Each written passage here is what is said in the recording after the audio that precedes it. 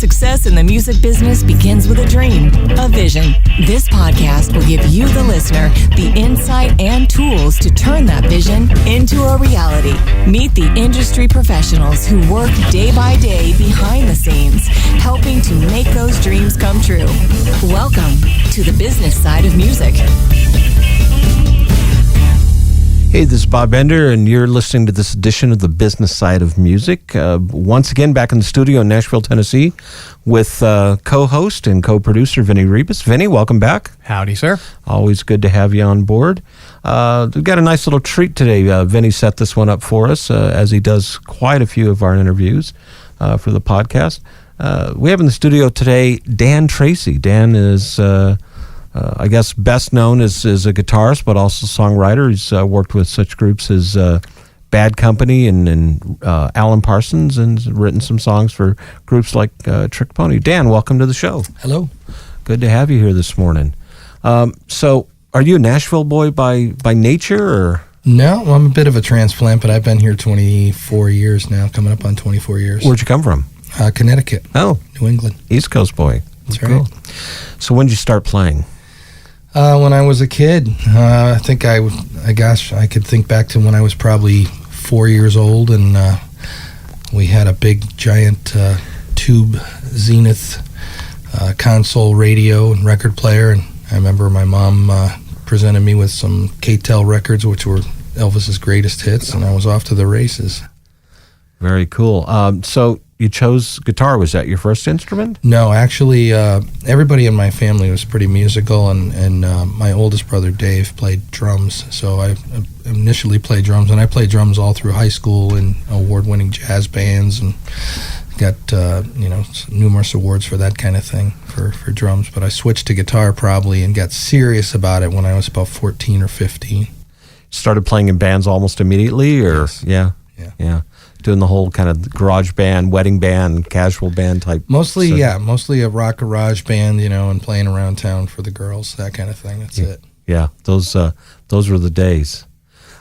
So you moved to Nashville, and we talked a little bit about how you worked with Bad Company and Alan Parsons. How to go from a casual band into kind of that realm, the next stratosphere. Sure. What did that take? How'd you get there? What did you do? Really, I was still applying the same principles where, I tell a lot of kids when I'm mentoring kids that you have to be prepared. You have to really know your craft well, as best to your ability. Show up on time is a big deal. You'd be surprised, but showing up on time is a big deal. And, being ready to play and be fun to be around. Be a joy to be around. Be an inspiration. Don't be a downer. Those simple little things will get you very far in life, I think, whether you're playing music or whether you're doing anything. That was the big deal. And obviously, you want to make sure your gear's up to par. You gotta be a pro and have your gear up to par.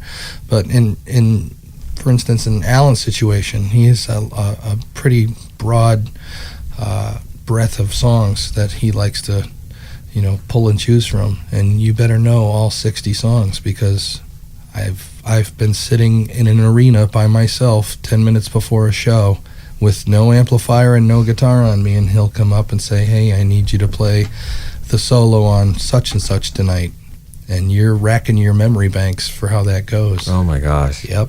And yeah. You do it in front of 10,000 people. And you do it right. Well, you better do it right. Yeah. If you want to keep the gig. Yeah, it's nice. It keeps you on your toes. I kind of like those things. Yeah.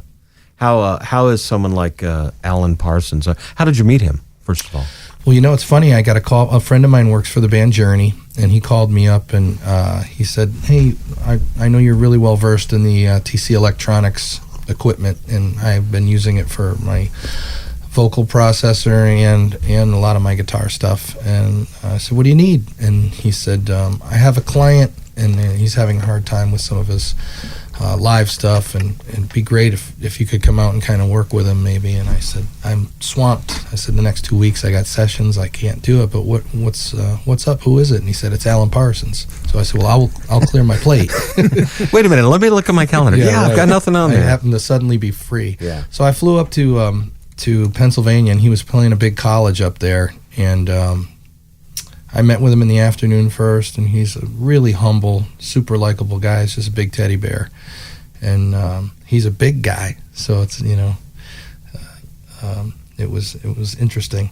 But yeah, we talked a little bit, and then I went and I got his stuff all programmed and ready for him literally in about 20 minutes. It wasn't all that tough, but I remember thinking, a guy like Alan Parson, just a knob wizard, surely he'd know how to program this thing. But Alan's forte is something a little different in what he does, as far as working the old consoles, the Neves, and a lot of the analog gear. And really, the more I know of him, Alan is a brilliant arranger, and that's what makes him a good producer. Right. So yeah, that's where we met up. We had a glass of wine after the show, and he actually asked me, he said, would you stay on and help me do some things? And I said, sure. Right there. And we just struck up a friendship, and it started from there. But stay on wasn't as a guitar player. Stay on was not as a guitar player, that's right. He, what had happened in the afternoon, it's an interesting story. The local sound crew that they had hired there, the PA had this horrible buzz in the PA, and I was sitting there getting more upset and more upset, thinking about the father of high fidelity audio being pumped through this thing, and it was just making me upset. So I went over to the console and I said, hey, your processor that's driving your PA is defective. And he said, no, it's not. And I said, you could see it. I said, when you have everything off, it's chirping. You could see it. So I finally said, well, hang on, let's do an experiment. So we bypassed it and figured out it was the processor. It was no big deal. But long story short, Alan had seen this. I didn't know he had seen this, but he was around the corner with his wife having tea or something, and saw the whole thing happen, and saw that I wasn't kind of a bully about it, that I was nice about it with the guy, but straightened it out. And that's when he asked me to stay on, and I said, doing what? And he said, doing that. He said, I need somebody to do that and look out for me. So wow. I did that for a couple of years, just with Alan, just going around, and he gave me the title stage manager, but I didn't do much managing of the stage. It was, just making sure that all the gear was up to par. And that he sounded good every night. And he sounded good every night, because he deserves to. Those songs are special, and they need to be performed in a certain way. The fans expect it. When they think they're going to go to an Alan Parsons show, they're expecting to have pristine audio. Yeah. And then you wound up playing? I wound up playing. It was we were backstage, and Alan knew I could sing, but we were out in California, and the other guitar player had a blues gig he was doing on the weekend, and he was off, and so we were out wine tasting, me and Alan and his wife and my wife, and he said, hey, let's go see Alistair's band. So we went down there, and Alistair invited me up to sing, and that was it. After that, Alan pretty much knew I was a singer. He was excited about it, and the opportunity came up, and I was arranging some vocals backstage for the guys. There were some parts. That's kind of what I think I'm best at, a vocal arranger and doing the harmony thing. That's what I've probably made the most money at, I guess. So it's funny how those things, help you figure out what your career is. Do you spend a lot of time on the road now, or in the studio, or? I do a little, probably half and half. Yeah. I do a lot of session work here in town, and some remote recordings, and then we go out probably 50 dates a year with Alan, all over the world, all kinds of different cool places. How'd you hook up with Bad Company? I had a friend that was playing in the Little River Band, Mel Watts, and he was playing drums for them briefly, and he called me up and he said, hey, they need a guitar player that can sing and play keyboards, and there was no audition. They sent me a very blurry DVD to learn the show in a week. The guitar player, Bobby Schneck, who actually at that time was also playing with Slash and I think Green Day, he had flown out to just check on me and make sure I was going to be the guy. And he gave the thumbs up, and it didn't go very long. It was a short stay. It just wasn't a good fit for me. Well, sometimes those things happen. Yeah. Hey, this is Bob Bender with Vinny Rebus, and you're listening to The Business Side of Music. You're listening to The Business Side of Music. Hi, this is Bob Bender, president of Bob Bender Productions. Since 1987, our company has provided consultation and artist direction services for recording industry artists. If you're looking to take your music career to the next level, or simply need advice on jump-starting a project, or marketing one that's been completed, then we're here to assist you with over 40 years of experience in the entertainment business. We offer individual or group sessions, in person, or over the phone or Skype consultations. Feel free to call our office at 661-326-1140 or email us at info@bobbenderproductions.com for more details. You're listening to the business side of music. Hey, so we're here in the studio once again with Vinny Rebus and myself, Bob Bender. Business Side of Music podcast. I'm glad everybody's listening in. Special treat today with Dan Tracy. You know, we were talking about how he connected with Alan Parsons originally as kind of a troubleshooter and wound up being the guitar player and stepped into the role of, playing guitar for Bad Company.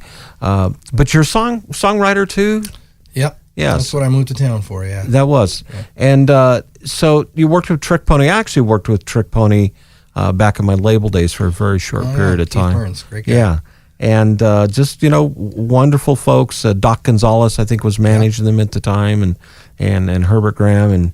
And is that something that you're passionate about, is songwriting at this point? And, yeah. That's... And who did you emulate or who did you follow to get to that level? I mean, because songwriting's it's a talent. Sure. No, the whole reason I moved here to Nashville is I was in Connecticut, and I liked all kinds of music, but I remember hearing the band Highway 101, and just the way the songs were put together, it to me was like the rebirth of Linda Ronstadt music, which I still kind of love.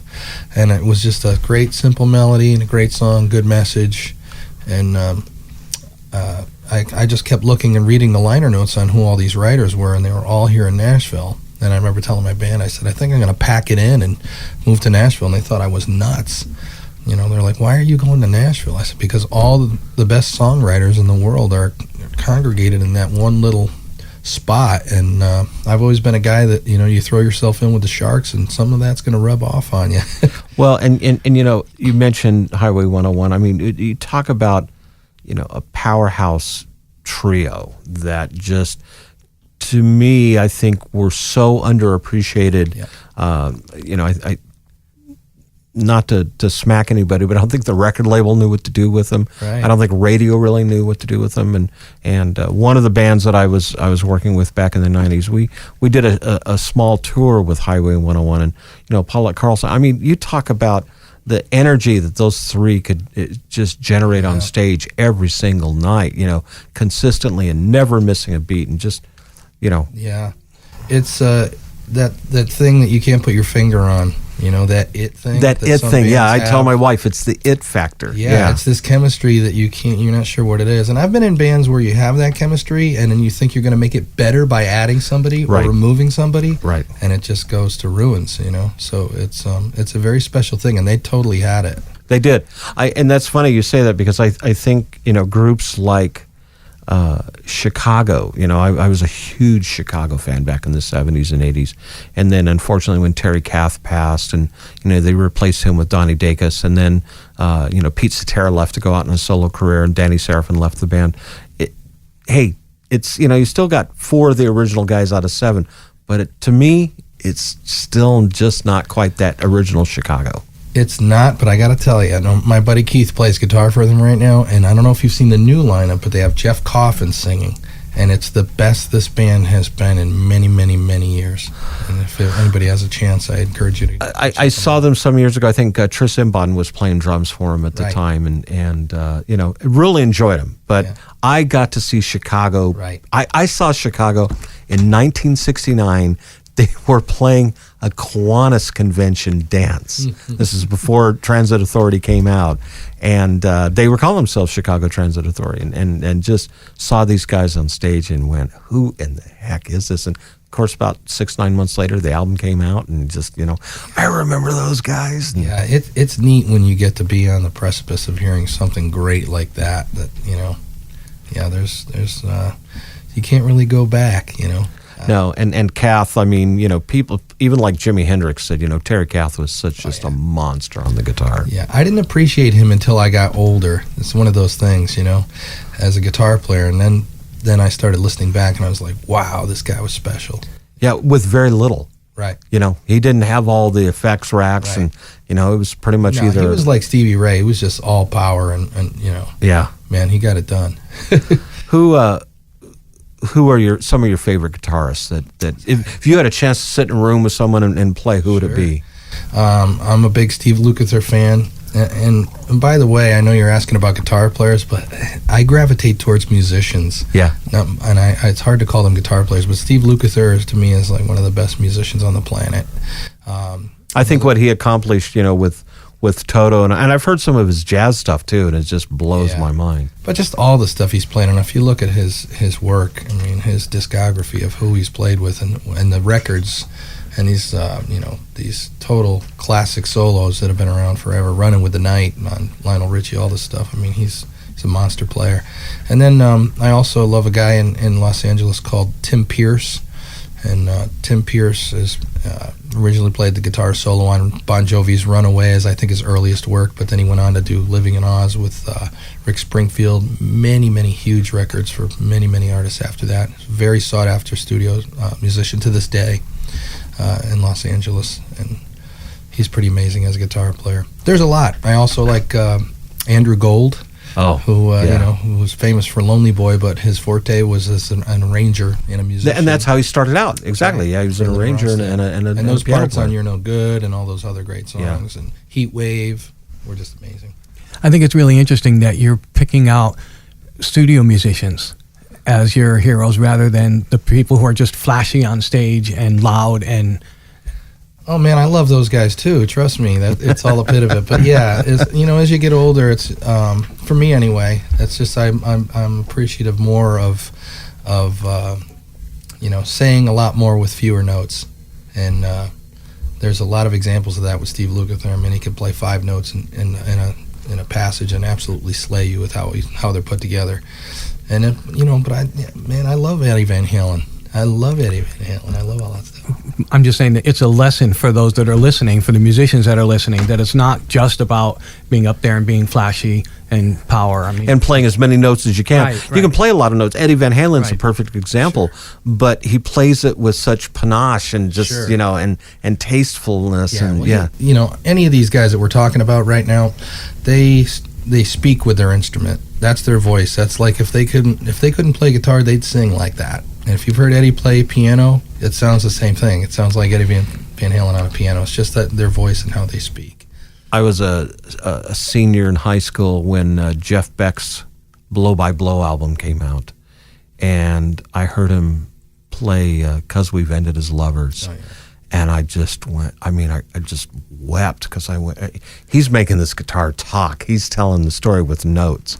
And I thought, that's just, Beck is one of my favorites. Few notes over the right, chord passage. And, I still get chills thinking about that song. Yeah, man. Well, that's what music is. And to me, it always goes back, again, when I'm mentoring these kids at some of these rock camps and stuff, it all goes back to that you have to elevate the song. You have to be a champion of the song and put your I don't want to say your ego, but everybody has a zest to want to influence the song to what they hear and where they want to move it. Well, my part's got to be important because I hear a really cool lick here. You have to constantly put the song above anything, and make sure that that's what's the beneficiary of your art. I think a good example for any aspiring musician,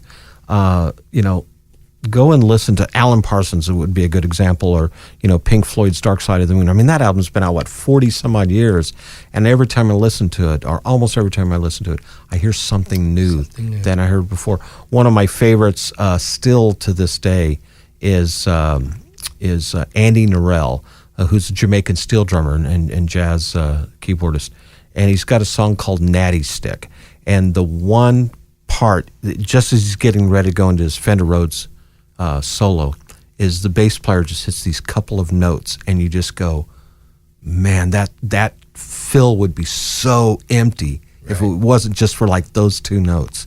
And it's that tastefulness. Yeah, that's it. Same thing I think with and I gravitate towards bass players because that's what I was.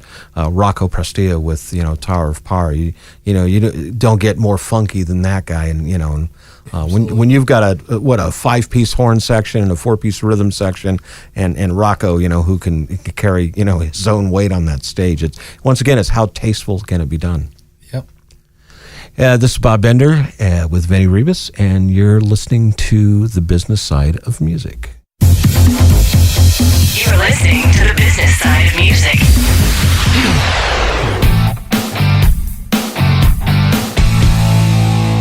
Hi, this is Vinny Rebus, the founder of Indie Connect. Our goal is to ensure that you have the knowledge, the tools, skills, resources, and connections that you need to develop a profitable and long-lasting career in music. One way we do this is through these Business Side of Music podcasts. I'd also like to invite you to check out Indie Connect magazine, our free multimedia online publication packed with practical interviews and advice from music industry experts. Go to www.indieconnectmag.com. That's www.indieconnectmag.com. Let us walk with you and guide you every step of your musical journey.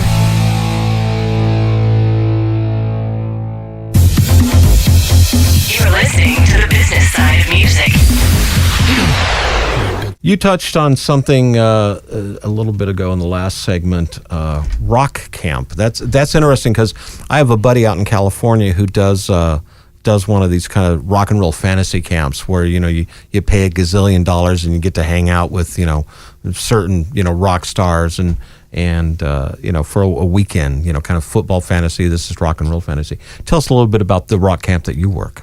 Well, I didn't do it last year, just the schedules didn't permit it for me, but the singer in the Alan Parsons Band, PJ Olson, is a native of Houghton, Michigan, which is in the UP, the Upper Peninsula up there, and he started PJ Olson's Rock Camp, and basically they bring in kids from all kinds of different backgrounds there, and they do it on the University of Michigan Tech. And PJ's dad actually established the music department there. He's a 12-note, conductor. He's a serious musician, not like us schleps. Right. So, he's a real guy.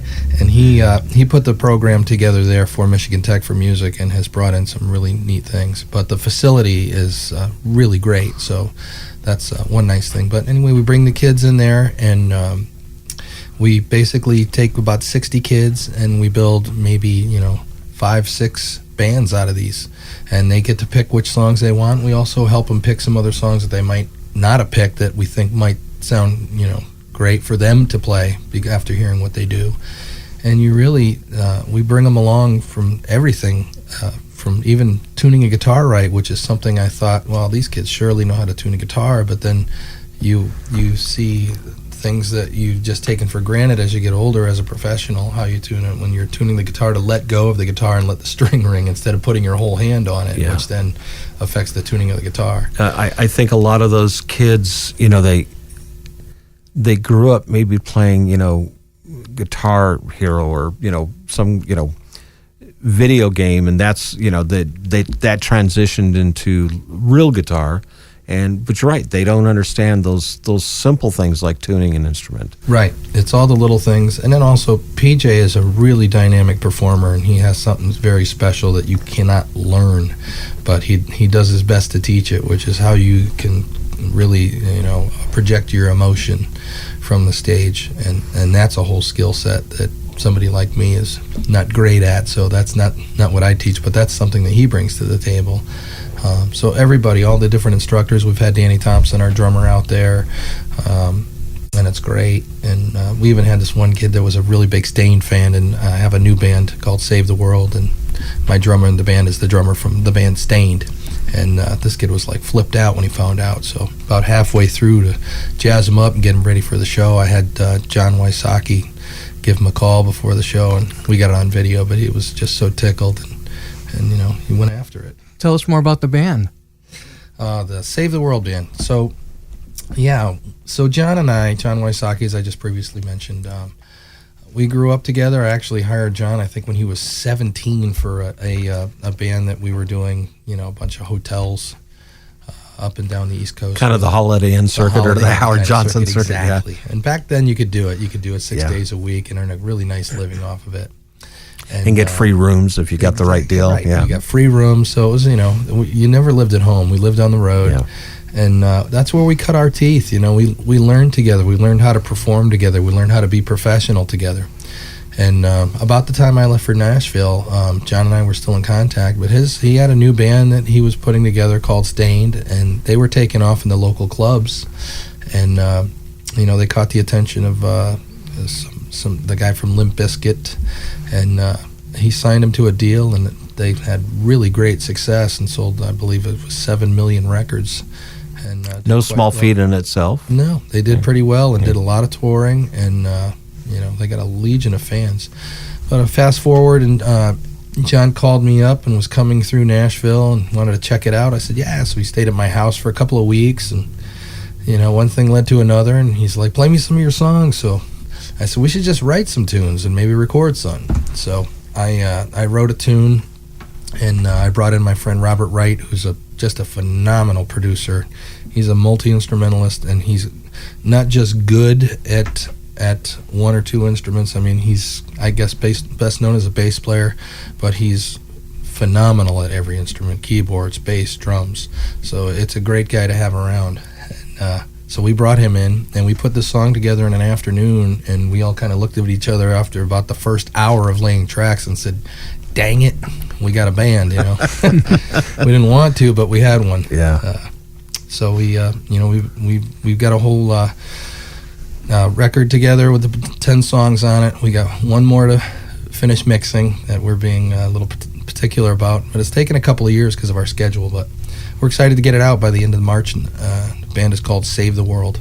You looking for a deal, or are you just going to kind of self-market and promote it? I don't think there's such a thing as a deal anymore, to be completely honest. We've had those discussions, and in the traditional sense, no, there isn't. Yeah, not one that's worth taking. Yeah, and if you look at, we have a connection with Chance the Rapper. My guitar tech is actually the stage manager for Chance the Rapper. And I love hearing from him all the things that they're doing, because he is a kid that's gone way outside of the box and, saw somebody else take the lead and really do it all on social media. Does not charge for his music, which I first thought was ridiculous. That's insane. What do you mean you're not charging for your but then music? He's charging $30 flat rate or $25 for tickets and selling out these places of 20, 30,000 people. So he's making, and he's really, snowballing his career like that and speaking directly to his audience. And he's turning down millions and millions from the major labels. I was going to say major labels are offering him money, and he just kind of said no. Well, what he's smart about is he's realizing he's turning down control. Yeah. Well, he's retaining ownership of his creative process. That's something else. I worked with a label back in the 90s that had done the same thing. They'd actually gone out and recorded their album on a very low budget, like $3,000-$4,000, and then hit the road in their motorhome and a trailer and sold 225,000 CDs out of the back of their motorhome. Got the interest of a record label, went into the studio, and the very first thing, the producer in the studio said, okay, bass player, you go home, drummer, you go home, guitar player, you go home. They only kept the vocalist because, they had to match that. And they didn't have their own songs, they had other songs. Right. And second album came out, and they sold like 85,000 units. And then the third album never even got released. Right. Yeah, and I think, Vinny's right. Well, there isn't a good deal out there anymore, at least not with the platforms that are available. At least not with the major labels. But there are a lot of independent labels that could be a perfect fit for you. Yeah, because they still love the not the art of the deal, but the act. They love the art. They love the art. Yeah, exactly. Absolutely. And they're willing to be creative in how they're marketing and even in the deal that they're working with you. I mean, it's just amazing. We're going to be interviewing somebody this week who just got a record deal at 62. She's 62 years old, but her music is so good, and that was what spoke for itself. Right. So, they're out there, but never too late. No, and you're right, because unfortunately in the United States we're a little materialistic when it comes. We focus almost more on the look than we do on the sound. I worked with a guy several years ago on an album, actually got nominated for a Grammy, and he would go over to Ireland, and when he first went to Ireland, he was playing pubs and taverns, and then he'd go back and he was playing small theaters, and the next thing he knew, he couldn't walk down the street because people are like, oh my gosh, it's him. It's crazy in other countries how it's a different thing. I know in Europe, I totally see when we travel in the United States, it's great because it's, very low key. A little bit of obscurity. Right, a lot of obscurity. Which is nice. When we travel in Europe, it's a completely different story, or South America. For one, I noticed that live music in those countries is still really, really appreciated. And I think, it's nothing against the fans here. It's just they're a little more jaded. There's 24/7 TV coming at them. They can see a concert on YouTube whenever they want. So it takes a lot for them to get out of their chair and go down to the Coliseum. Out of that comfort zone to go, Right. And especially experience something new. Right. And in Europe, it's more of a social engagement. So it's like meeting somebody for coffee. It's the same thing. We're going to the concert this evening. They still do that. So, yeah, I think that's something that's missed here in the United States. So how will we be able to hear the music? Well, I'll get you some of the music to play for sure. That would be great. We look forward to I'll it. send you a couple. Hey, Dan, thanks for being on the show. Appreciate it. Dan Tracy, folks. Great to have him on board. Vinny, always a pleasure. My pleasure. And Thanks, Bob and Vinny. Oh, hey, thank you. This is Bob Bender with Vinny Rebus, and you're listening to The Business Side of Music. The Business Side of Music is the creation of Tom Sabella and Tracy Snow and is produced by Bob Bender for Bob Bender Productions. Co-producer for the show is Vinny Rebus. The Business Side of Music is recorded at Music Dog Studios in Los Angeles, California and Nashville, Tennessee. Production sound designed by Keith Stark. Voiceover and promo by Lisa Busan.